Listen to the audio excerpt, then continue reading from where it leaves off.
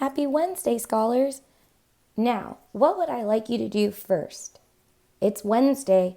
I would like you to read the story again. This time, see how fluent you can read it. Notice, read with a nice flow. For example, try to read in a nice tone. Now the young penguin can catch his own food and take care of himself. In about 5 years, he'll find a mate. Then he'll take care of his own egg until the chick can hatch. Notice it just flowed. You want to try to read fluently for Wednesday. After you're done reading the story, answer these 10 comprehension questions. How do you do that? You type in the box. Where do emperor penguins live? What did we learn about the weather here? Try to use a race response. So, when we say use a race response, I would like you to use an RA response. That means restate the question and answer it. So, where do emperor penguins live? Emperor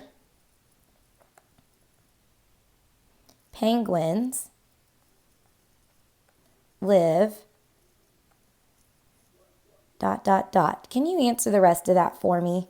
What did we learn about the weather there? Again, we learned that the weather is ...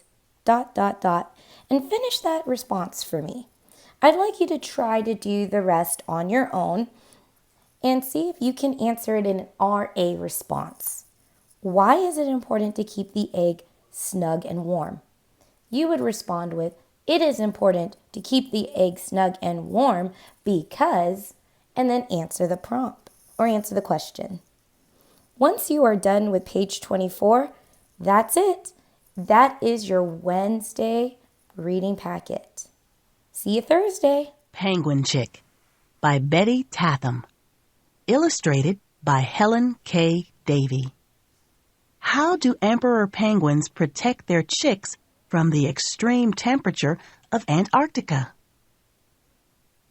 Genre: expository nonfiction gives information about the real world. Read for facts about emperor penguins. A fierce wind howls. It whips snow across the ice. Here, a female emperor penguin has just laid an egg. It is the only egg she will lay this year. Most birds build nests for their eggs.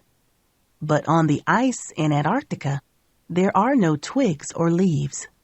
There is no grass or mud, nothing to build a nest with. Nothing but snow and ice. The new penguin father uses his beak to scoop the egg onto his webbed feet. He tucks it under his feather-covered skin into a special place called a brood patch.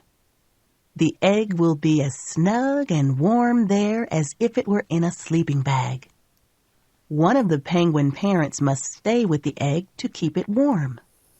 But where penguins lay their eggs, there is no food for them to eat. The penguin father is bigger and fatter than the mother. He can live longer without food. So the father penguin stays with the egg while the mother travels to the sea to find food. The two parents sing together before the mother penguin leaves.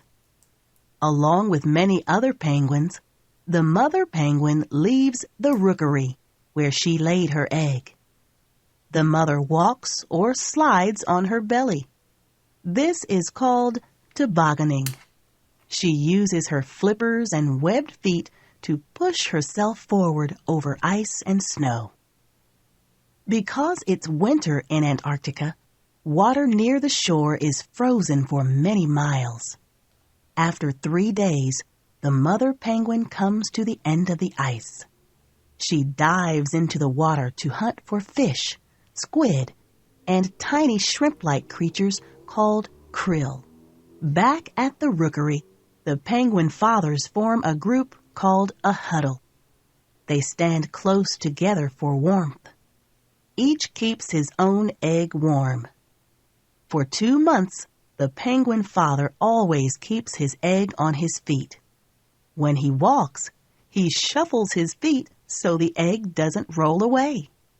He sleeps standing up. He has no food to eat, but the fat on his body keeps him alive. Finally, he feels the chick move inside the egg. The chick pecks and pecks and pecks. In about 3 days, the egg cracks open. The chick is wet, but soon his soft feathers, called down, dry and become fluffy and gray. The father still keeps the chick warm in the brood patch. Sometimes the chick pokes his head out. But while he's so little, he must stay covered. And he must stay on his father's feet. Otherwise, the cold would kill him. The father talks to the chick in his trumpet voice. The chick answers with a whistle. The father's trumpet call echoes across the ice. The penguin mother is on her way back to the rookery, but she can't hear him. She's still too far away. If the mother doesn't come back soon with food, the chick will die. 2 days pass before the mother can hear the father penguin's call.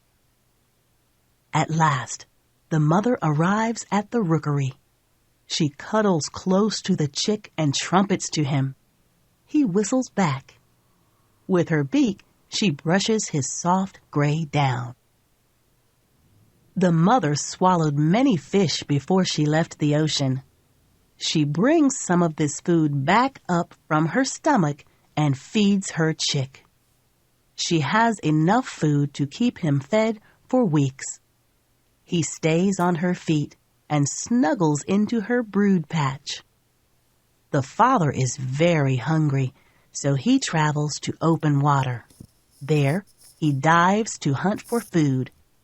Weeks later, the father returns with more food for the chick. Each day, the parents preen or brush the chick's downy coat with their beaks. This keeps the down fluffy and keeps the chick warm. As the chick gets bigger, he and the other chicks no longer need to stay on their parents' feet. Instead, they stay together to keep warm. This group of chicks is called a creche or a nursery. The chick now spends most of his time here, but he still rushes to his mother or father to be fed when either one comes back from the ocean. Sometimes the chick and the other young penguins dig their beaks into the ice to help them walk up a slippery hill. They toboggan down fast on their fluffy bellies. The chick grows and grows. After 5 months, he has grown into a junior penguin. He is old enough to travel to the ocean. Now he has a waterproof coat of feathers instead of fluffy down. He can swim in the icy cold ocean because his feathers keep him dry and warm. The young penguin spends most of his time in the water. He swims, flapping his flippers as if he were flying underwater. He uses his webbed feet to steer wherever he wants to go. He catches a fish with his beak and swallows it head first. Now the young penguin can catch his own food and take care of himself. In about 5 years, he'll find a mate. Then he'll take care of his own egg until the chick can hatch.